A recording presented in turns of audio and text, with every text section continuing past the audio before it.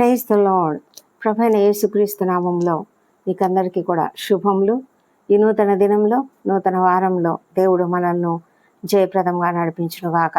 తన యొక్క నూతన వాత్సల్యంతో ఈ వారంలో మన ఎదుట ఎన్ని ప్రాజెక్ట్స్ ఉన్నాయో, ఎన్ని పనులున్నాయో, ఎన్ని సవాళ్ళు ఉన్నాయో, ఏ సమస్యలు ఉన్నాయో, ప్రతి చోట ప్రతి పరిస్థితిలో కూడా దేవుడు మనకు తోడుగా ఉండి మనల్ని జయప్రదంగా నడిపించాలని ఆ దేవాది దేవుణ్ణి ప్రార్థన చేద్దాం. ఇర్మియా గ్రంథము 17వ అధ్యాయము 8వ వచనంలో, వాడు జలముల యొద్ద నాటబడిన చెట్టు వలె నుండును, అది కాలువల యోరను దాని వేళ్లు తనను, వెట్ట కలిగినను దానికి భయపడదు, దాని ఆకు పచ్చగా నుండును, వర్షం లేని సంవత్సరంన చింత నొందదు, కాపు మానదు. అయితే ఇది ఎవరు వాడు అని ఉంది కదా మొదట్లో. ఎవరు అంటే ఆ ముందు వచనంలో ఉన్నది, యెహోవాను నమ్ముకున్నవాడు ధన్యుడు, యెహోవా అతనికి ఆశ్రయంగా ఉండును అని. అంటే యెహోవాను నమ్ముకొని ఎవరైతే జీవిస్తారో అలాంటి వాళ్లకు దేవుడు ఆశ్రయంగా ఉంటాడు. అప్పుడు వాళ్ళు ఎలా ఉంటారంటే జలముల యొద్ద నాటబడిన చెట్టులాగా ఉంటారు. ఒకసారి అంటే 2025వ సంవత్సరంలో లాస్ ఏంజల్స్ అనే ప్రాంతంలో భయంకరమైన అగ్ని ప్రమాదం జరిగింది. అంటే అడవుల్లో అప్పుడప్పుడు అగ్ని ప్రమాదాలు జరుగుతూ ఉంటాయి కదా. అంటే అగ్ని ప్రమాదవశాత్తని కాదు, కానీ న్యాచురల్గానే జరిగేటువంటి ఆ అగ్ని అన్నమాట. అయితే ఆ అగ్ని ఆ యొక్క ఫైర్లో, వైల్డ్ ఫైర్ అంటారు కదా, ఆ ఫైర్లో అంతా ఆ అడవులంతా కూడా చాలా కాలిపోయాయి. అంతా ఎంత భయంకరంగా కాలిపోయాయంటే ఆ పరిస్థితి అంతా తర్వాత అది ఒక కేవలం బూడిదలాగా మిగిలిపోయాయి అన్నమాట. చెట్లన్నీ కూడా నాశనం అయిపోయాయి. కొద్ది నెలల తర్వాత ఒకతను దాన్ని పరిశీలించడానికి వెళ్ళాడు. వెళ్తే అతనికి చాలా ఆశ్చర్యకరమైన సంగతి కనబడింది. ఏంటంటే ఆ చెట్లు, అంటే బూడిదలో ఉన్నటువంటి ఆ చెట్లన్నీ కూడా మొలకలు ఎత్తుతున్నాయి. కొన్ని అయితే బాగా ఇంకా పైకి వచ్చేసాయి అన్నమాట. ఎంత అద్భుతమో ఇది అని అనుకున్నాడు అతను. నిజంగా కదా, మనము అనుకుంటాము చెట్లు పైన కాలిపోయినప్పటికీ కూడా వాటి లోపల ఉండే వేర్లు చనిపోవు కదా. అవి లోపల నుంచి మళ్ళీ నీళ్ళని లాక్కుంటాయి, భూగర్భ జలాన్ని లాక్కుంటాయి. లాక్కున్న తర్వాత అవి తిరిగి ఫలించడానికి ప్రయత్నిస్తాయి. ఎందుకు అంటే ఆ లోపల ఉండేటువంటి వాటర్ సోర్సెస్ అలాగా ఉంటాయన్నమాట. అంటే ఒక చెట్టు యొక్క నిర్మాణములో ఆ చెట్టు లోపల ఉన్నటువంటి వేర్లు చాలా ప్రాముఖ్యమైనవి. ఆ వేర్లు ఎంత లోతుగా ఉంటే అంత లోతుగా ఉన్నటువంటి ఆ భూగర్భ జలాన్ని అవి తీసుకోగలుగుతాయి. ఆ తర్వాత చక్కగా అవి ఫలించగలుగుతాయి. మరి మన జీవితాలలో మనము ఎలాగున్నాము? దేవుని సన్నిధిని మనము కలిగి ఉన్నట్లయితే, దేవునిని ఆశ్రయించిన వారమై ఉన్నట్లయితే మనము ఫలించి అభివృద్ధి పొందేటువంటి స్థితిలో ఉండగలుగుతాము. ఆ అగ్ని ద్వారా కాల్చబడి భయంకరమైన స్థితిలో, బూడిద వంటి స్థితిలో ఉన్నటువంటి ఆ నేలపైన ఒక్క వర్షము 2 వర్షాలు కురిస్తే చాలు, అవి అద్భుతంగా ఫలిస్తాయి. ఆ చెట్టు యొక్క వేళ్ళు లోపలికి నాటబడి ఉంటాయి కనుక ఆ లోపల ఉన్నటువంటి ఆ తేమను కూడా అవి తీసుకోగలుగుతాయి. మరి మనము మన జీవితాలలో దేవుని యొక్క వాక్యమును మన హృదయములలో ఉంచుకొని ఉన్నట్లయితే మనం కూడా అలాగే అభివృద్ధి పొందగలుగుతాము. ముఖ్యంగా మనము శ్రమలు భరిస్తూ ఉన్నప్పుడు, కొన్ని శ్రమల గుండా వెళ్తున్నప్పుడు, సమస్యలు గుండా వెళ్తున్నప్పుడు మనము చాలా కష్టాలలో ఉన్నట్లుగా మనకు అనిపిస్తుంది. కానీ మనము ఎప్పుడు కూడా దిగులు పడి దాని గురించి కృంగిపోవాల్సిన అవసరం లేదు. ఎందుకంటే మనతో ఉన్నటువంటి దేవుడు, మనము దేవుణ్ణి ఆశ్రయించి ఉన్నాం కనుక మన యొక్క ఆత్మీయమైనటువంటి వేళ్ళు ప్రభువులో, క్రీస్తులో ఉన్నాయి. మరి ఆయన యొక్క అమూల్యమైన ప్రేమలో ఉన్నాయి. కనుక మనం ఎలా ఉంటామంటే వాటర్ పక్కనే, అంటే జలముల యొద్ద నాటబడిన చెట్టులాగా మనం ఉంటాము. అప్పుడు ఎలా ఉంటుంది మన యొక్క స్థితి అంటే మనము ఏ మాత్రం కూడా భయపడము. ఆ చెట్టు ఎలా ఉంటుందంట, జలముల యొద్ద నాటబడిన చెట్లు ఎలా ఉంటాయంటే అవి వేళ్ళు లోపలికి స్ప్రెడ్ చేసుకుంటాయి. కాబట్టి అవి లోపల నుంచి కూడా నీటిని తీసుకోగలుగుతాయి. మరి మనము మనము ప్రభువులో నాటబడినటువంటి వారంగా ఉన్నట్లయితే మనము ఎలాంటి ఈ పైన మనకు వచ్చే శ్రమలన్నిటి గురించి కూడా మనం భయపడము. వెట్ట కలిగినను దానికి భయపడదు, దాని ఆకు పచ్చగా నుండును. వర్షము లేని సంవత్సరంన చింతనందదు, కాపు మానదు. అంటే అంత అద్భుతమైన రీతిలో మనము ఫలించగలుగుతాము. మనం ఎప్పుడు కూడా నిరాశ చెందము. ఎంత అద్భుతమైన విషయం కదా ఇది. కీర్తనల గ్రంథంలో మొదటి కీర్తనలో కూడా మనం చూసేది ఏంటంటే, యెహోవా ధర్మశాస్త్రం నందు ఆనందించుచు దివారాత్రంలో దానిని ధ్యానించువాడు ధన్యుడు. అతడు నీటి కాలువల యోరను నాటబడినదై ఆకువాడక తన కాలమందు ఫలమిచ్చు చెట్టు వలె ఉండును అని రాయబడి ఉంది కదా. మరి ఇర్మియా ప్రవక్త కూడా ఎవరైతే యెహోవాను నమ్ముకొనకుండా ఉంటారో వాళ్ళ విషయంలో ఒక శాపగ్రస్తమైన విషయాన్ని కూడా చెప్తూ ఉన్నాడు. ఇర్మియా ఎప్పుడు కూడా అసలు అంటే ఏదైనా స్ట్రైట్ ఫార్వర్డ్గా చెప్పే ప్రవక్త. అతడు ఎప్పుడు కూడా భయపడడు. అతడు చెప్తున్నటువంటి మాట ఏంటంటే, నరులను ఆశ్రయించి శరీరులను తనకు ఆధారంగా చేసుకొనుచు తన హృదయంను యెహోవా మీద నుండి కొనువాడు శాపగ్రస్తుడు. వాడు ఎడారిలోని అరుహా వృక్షం వలె ఉండును అని చెప్తూ అతడు ఎలా ఉంటాడంట అంటే, అడవిలో కాలిన నేల ఎందును నిర్జనమైన చవిటి భూమి ఎందును నివసించును. ఇది మనం ఇప్పుడు కాలిపోయినటువంటి పరిస్థితిలో ఉన్న అడవి ఎలా ఉందో, కాలి బూడిదైపోయిన స్థితిలో ఎలా ఉందో, అలాంటి స్థితి ఒక మనిషి ఎప్పుడైతే దేవునికి దూరంగా ఉంటాడో, దేవుణ్ణి ఆశ్రయించకుండా దేవుణ్ణి తొలగించుకుంటాడంట తన మీద నుంచి. అంటే యెహోవా మీద నుంచి తన దృష్టిని తొలగించుకుంటాడు, తన మనసును తొలగించుకుంటాడు, కంప్లీట్గా దేవునికి విరోధంగా జీవిస్తూ ఉంటాడు. అలాంటి వాడు అలాంటి శాపగ్రస్తమైన జీవితం జీవిస్తాడు. అయితే ఎవరైతే దేవుణ్ణి నమ్ముకొని ఆశ్రయించి ఆయన యందు ఉంటారో నిలిచి ఉండాలి. మరి ప్రభువైన యేసుక్రీస్తు కూడా చెప్పాడు కదా, నా యందు నిలిచి ఉండుడి, మీ యందు నేనును నిలిచి ఉంటానని. మనం ఎప్పుడైతే ఆయన యందు నిలిచి ఉంటామో అప్పుడు మనం ఆయనను ఏమడిగినా కూడా ఆయన మనకిస్తాడంట. మనము ఎంతో చక్కగా ఫలిస్తాము. ఎందుకంటే ఆయనలో నుంచి మనము మన యొక్క సారమును గ్రహించగలుగుతాము.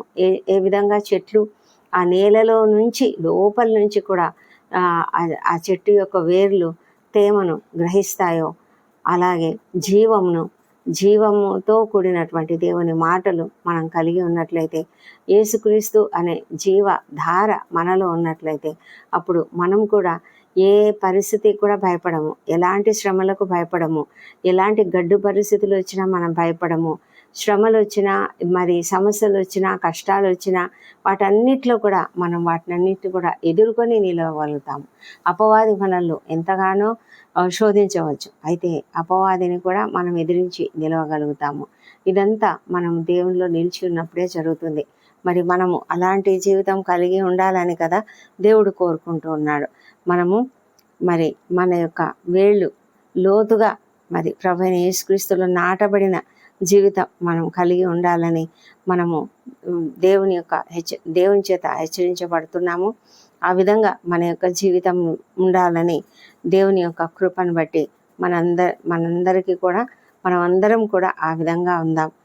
మనము దేవుని యొక్క జీవ జల ధారలను కలిగి ఉన్నట్లయితే, ఆ ఆత్మ యొక్క నింపుదల మనం కలిగి ఉన్నట్లయితే, దేవుని యొక్క ప్రేమలో నిలవగలిగితే మనము ఎప్పటికీ కూడా ఆత్మ ఫలమును ఫలించగలుగుతాము.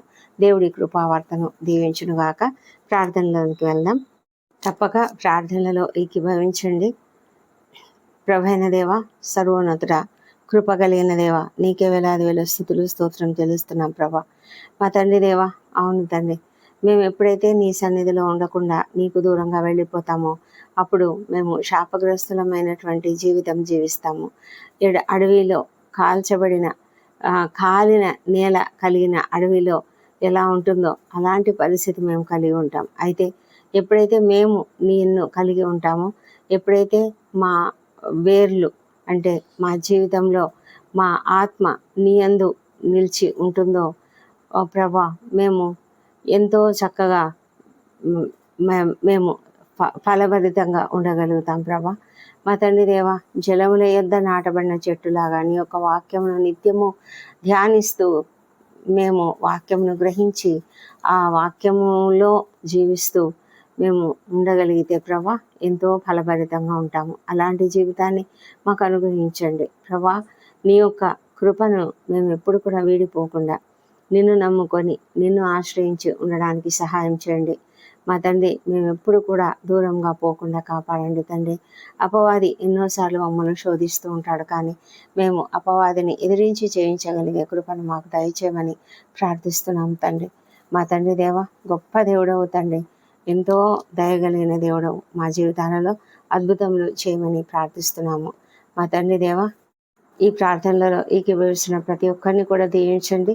అవును తండ్రి, మీరు హృదయములను పరిశోధించు దేవుడు, అంతరింద్రియములను పరీక్షించువాడు గనుక ప్రభా, మేము ఎంతో జాగ్రత్తగా ఉండనట్లుగా మా హృదయ ఆలోచనలన్నీ కూడా నీ పైననే ఉండనట్లుగా మాకు సహాయం చేయమని ప్రార్థిస్తున్నాం తండ్రి. మా తండ్రి, ఈ సమయంలో ఈ దినమంతా కూడా మాకు తోడుగా ఉండి మా ఎదుట ఏ పనులు ఉన్నాయో, ఏ ప్రణాళికలు ఉన్నాయో, ఏ ప్రాజెక్టులు ఉన్నాయో ప్రతి పనిని కూడా మేము జయప్రదంగా చేయగలిగినట్లుగా, మేము ఏ ఫీల్డ్లో ఉన్నప్పటికీ తండ్రి ప్రతి చోట కూడా మేము జయప్రదంగా జరిగించినట్లుగా మా పనులలో మాకు మీరు జయం అనుగ్రహించమని ప్రార్థిస్తున్నాం. విద్యార్థులను దీవించండి, వారికి మంచి ఆరోగ్యము, జ్ఞానము అనుగ్రహించమని ప్రార్థిస్తున్నాం ప్రభా. మరి ఎంతోమంది కాంపిటేటివ్ ఎగ్జామ్స్ రాస్తున్నారు, సిద్ధపడుతున్నారు. వారిని దీవించి వారు తప్పకుండా జయం పొందుకున్నట్లుగా సహాయం చేయండి. ఇది మేము ఇంటర్వ్యూలకు హాజరవుతున్న వారికి తప్పకుండా విజయం అనుగ్రహించమని ప్రార్థిస్తున్నాం తండ్రి. మా తండ్రి, ఎవరు ఎలాంటి శ్రమలలో ఉన్నా కూడా మేము దేనికి కూడా భయపడకుండా నిన్ను కలిగి ఉన్నట్లయితే ఏ శ్రమకు కూడా భయపడము. అలాంటి స్థితిని మాకు అనుగ్రహించండి మా ప్రభానైనా. మా హృదయములలో ఉన్నటువంటి శోధనలన్నీ కూడా తొలగించండి, దురాలోచనలు తీసివేయమని ప్రార్థిస్తున్నాం తండ్రి ప్రభా. పరిశుద్ధపరచమని ప్రార్థిస్తున్నాం. మాలో ఉన్న ప్రతి బలహీనత తొలగించమని వేడుకొంచున్నాము తండ్రి. ఎంతమంది అయితే ఆర్థిక పరిస్థితులు బాగలేక చాలా ఇబ్బందులు పడుతున్నారో, ఎంతమంది ప్రభా మరి అప్పుల బాధలో ఉన్నారో, ప్రతి ఒక్కరిని కూడా మీరు దీవించి వారి ఎదుట అనేక మార్గములను తెరిచి ఆ పరిస్థితుల నుంచి ఏ శ్రమలో విడుదల వారికి కలుగునుగాక. దేవా ప్రభా, ఎంతోమంది వివాహ ప్రయత్నం చేస్తున్నారు, సఫలత అనుగ్రహించండి. సంతానం కొరకు నీ వైపు చూస్తున్న వాళ్ళని తప్పగా దర్శించండి ప్రభా. వారిలో నీ పునరుత్థాన శక్తిని ప్రవేశింపజేసి చక్కటి సంతానం అనుగ్రహించమని వేడుకొంచున్నాము మా ప్రభా. గర్భిణీ స్త్రీలను ఆశ్రయించండి, వారికి సుఖమైన ప్రసవము అనుగ్రహించమని ప్రార్థిస్తున్నాం తండ్రి. ఎంతోమంది అన్యాయాలకు, అక్రమాలకు గురైన వారు ఉన్నారు, న్యాయం కొరకు పోరాడుతూ ఉన్నారు నాయన. మీరు వారి పక్షంగా వ్యాజ్యమాడి తప్పక వారికి జయం అనుగ్రహించమని వేడుకొంచున్నాము తండ్రి. కృప చూపించమని వేడుకొంచున్నాం తండ్రి. అద్భుతాలు చేసే దేవుడు మీరు, ఆశ్చర్యకార్యాలు చేయగలిగిన శక్తిమంతుడు మా తండ్రి. ఎవరికి ఏ సమస్య ఉన్నా ప్రతి సమస్య నుంచి కూడా విడుదల ఏ శ్రమలో కలుగునుగాక. దేవా ప్రభా, అస్వస్థతగా ఉన్న వాళ్ళని మీరు దర్శించండి, ప్రతి ఒక్కరిని తాకండి ప్రభా. ఎంతోమంది క్రిటికల్ కండిషన్స్లో హాస్పిటల్స్లో ఉన్నారు నాయన మా ప్రభా తండ్రి. మరి ఐసీయూలలో ఉన్నవారు, వెంటిలేటర్పై ఉన్నవారు ఎంతోమంది నాయన, కీమోథెరపీల గుండా, డయాలసిస్లో గుండా వెళ్తున్నవారు, మరి సర్జరీల గుండా వెళ్తున్న వారు ఉన్నారు తండ్రి. ప్రతి ఒక్కరికి శక్తిని, బలం అనుగ్రహించండి ప్రభా. మరి మీరే తండ్రి ప్రతి ఒక్కరిని కూడా ముట్టి స్వస్థపరచమని ప్రార్థిస్తున్నాం ప్రభా. మీరు స్వస్థపరిచే దేవుడు నాయన, మేము నమ్ముతున్నాం తండ్రి. తప్పకుండా ప్రతి ఒక్కరిని కూడా స్వస్థపరచమని వేడుకొంచున్నాము. రక్షణ లేని వారిని దయ ఉంచి రక్షించండి. అవును ప్రభా, మీరు దయగల దేవుడు, కృపగలిగిన దేవుడు మా ప్రభా. వారి హృదయాలను తాకగలిగిన దేవుడు తండ్రి ప్రభా. ప్రతి పాపములను కూడా నాయన మీరు క్షమించి వాటిని ఇంకా జ్ఞాపకం చేసుకోనని చెప్పిన దేవుడు తండ్రి ప్రభా. ప్రతి ఒక్కరి జీవితాలలో కూడా తగిన కాలంలో త్వరపెడతాను, వారిలో కార్యం జరిగిస్తానని చెప్తున్న దేవుడు ప్రభా. మరి తండ్రి, ప్రతి ఒక్కరి జీవితంలో మీరు అద్భుతం జరిగించండి. వారి మనోనేత్రాలను వెలిగించి వారిని అంగీకరించి సిలువ విలువను తెలుసుకొనిలాగున సహాయం చేయండి తండ్రి ప్రభా. ప్రపంచమంతటా శాంతి, సమాధానం అనుగ్రహించండి మా తండ్రి. యెరూషలేమును దీవించండి, వారి నగరులలో క్షేమము, వారి ప్రాకారములలో నెమ్మదిని దయచేయండి. ఇశ్రాయేల్ దేశమును దీవించండి ప్రభా. మరి యుద్ధ వాతావరణం అంతా కూడా తొలగించమని కూడా ప్రార్థిస్తున్నాం ప్రభా. నీరు గప్పిన నిప్పులాగా ఈ పరిస్థితులు ఉన్నాయి నాయన. ఎప్పుడు ఏం జరుగుతుందో తెలియని పరిస్థితి అయితే తండ్రి, మీరే మాకు కావాల్సిన కావలసిన సిద్ధపాటును అనుగ్రహించండి. ముఖ్యంగా ప్రభా జ్ఞానం కలిగి ప్రతి విషయాలు తెలుసుకొని మేము జాగ్రత్త పడినట్లుగా రాకడ చాలా దగ్గరగా ఉన్నది ప్రభా, మమ్మల్ని సిద్ధపెట్టండి తండ్రి. ఎవరెవరైతే ఇంకా నిన్ను అంగీకరించలేదో వారందరూ కూడా అంగీకరించి, ముఖ్యంగా మా ప్రియులు, మా బంధువులు, స్నేహితులు అందరూ కూడా నిన్ను తెలుసుకొని అందరం కూడా ఎత్తబడే వారిలో ఉండనట్లుగా సహాయం చేయమని వేడుకొంచున్నాము.